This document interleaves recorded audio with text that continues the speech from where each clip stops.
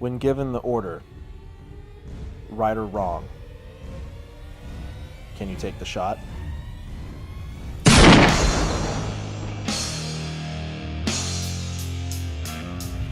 We're here tonight at Brendan Theaters watching American Sniper, starring Bradley Cooper, directed by Clint Eastwood. This movie is very, very intense. It's one of those films where you sit down and you watch it and you are following one man's journey, his struggles, his triumphs, his breakdowns. I was on the edge of my seat several different times, and then when you start seeing things playing out, the brutality of it, the stuff that was going on during the war on terrorism, I mean, you're just kind of like, damn, some of these people, what they endured and what they went through and then what they came back to and how they handle it, that's very well done. I didn't find this movie boring. Not a single moment was just kind of like, oh man, like let's get to something. It's very well paced. Bradley Cooper definitely deserves the award. I know I'm always on the bandwagon for Leonardo DiCaprio, but Bradley Cooper is definitely, he's come a long way in this movie. He gets to show some stuff that he hasn't shown before. It's worth going to see it, whether you catch a matinee or someone buys it for you or even go for full price showing. It's worth it. There's not a dull moment. Everything about it. I recommend this movie. I'm probably gonna go see it again, actually. I'm probably gonna see it a couple more times.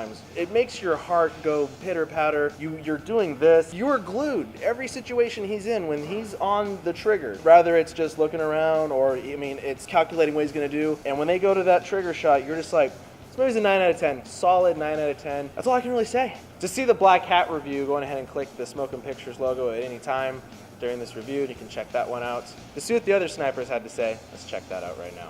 That was a good movie. It is pretty much what you think it is from the trailer. It's a look at that guy's life.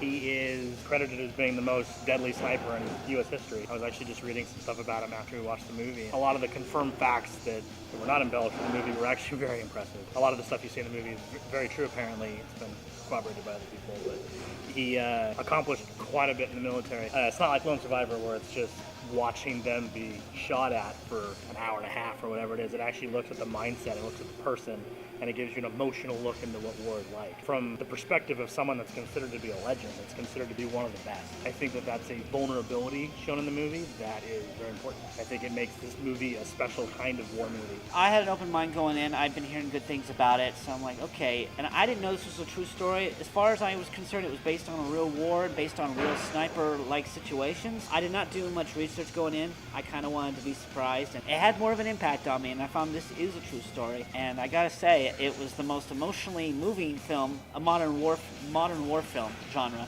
since The Hurt Locker, other than Lone Survivor coming in close third with that. There were some scenes in there that I almost walked out of the theater, and that almost never ever happened with me. There's just one particular scene there where I'm like, if this, I can't deal with this. I will break down if I continue sitting here. I am rooting for this one for Best Picture, for the Academy Awards. Bradley Cooper, not too familiar with the actor myself. He did look familiar. I might have seen him in other films, but this is definitely a big highlight for him. And I hope he gets a lot of other good roles in the years to come because he's proven his worth in this film. He was the voice of Rocket Raccoon in Guardians of the Galaxy. He played a raccoon, then he played a sniper. It's all over the place. Very, very intense movie. Some parts very hard to watch. Some of them were just like you were biting your nails watching this happen. In all honesty, it was a great movie, but it was very hard to watch. I liked it in every way. It blew my mind. I mean, this is the movie, I wanted to see it. I liked actually watching it. It was a hard movie. Probably because of those true ones like war and all that. You see this is stuff we don't get to see all the time, up front or anything, and actually hear it from a soldier's point of view because he wrote it, that book. Right. It's hard to really see what really happened because we don't get to be a part of that. We're seeing the other side. We don't get the bad part of it. Yeah, we're spoon fed. Yeah, we don't even get the bad part of they go to war, they come back and they have problems. And that's the harsh reality is a lot of these guys, they go over there and then they see a lot of stuff. Oh yeah. Stuff that they don't want to talk about.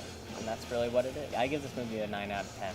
I enjoyed it. I had a good time. I might even have a hard time sleeping tonight, but it was a good movie. I'll give this a 9.5 out of 10. It is very well made. Clint Eastwood, even in your early 80s, dude, 82 years old, around there, you are still kicking butt, man. You're still making top-notch films. Way to go. I give it a 9 out of 10. It's shaky for me. I thought if I wanted to give it a lower or 9 or what I wanted to do, and the reasoning for that is because it's really hard to sit through this movie. I look at movies as being entertainment. This put me in a more depressing place than I was in my actual day. Technically, I submitted myself to something that felt worse than what I was when I walked in. I don't know if that's the point of movies, in my opinion. Everybody's got their own reasons for watching movies, but I always thought of them as escape. The day's problems disappear. Well, Right. that's when you trade the day's problems for another set of problems that were somebody else's. Movie ended, no one said a word walking out of the movie. There was That's even the no- power of this movie. There was no music for credits. It was just Yeah. And that's quiet. the power of the movie, and you need to know that going in, because if you're not looking for that mindset, you're not looking for that emotional state, then it might not be the best movie for you, especially in theaters, because it's so much more powerful. If you haven't subscribed to the channel, please do so. Like this video, favorite it, share it, like us on Facebook, and as always, we're letting you know before you go at Brendan Theaters.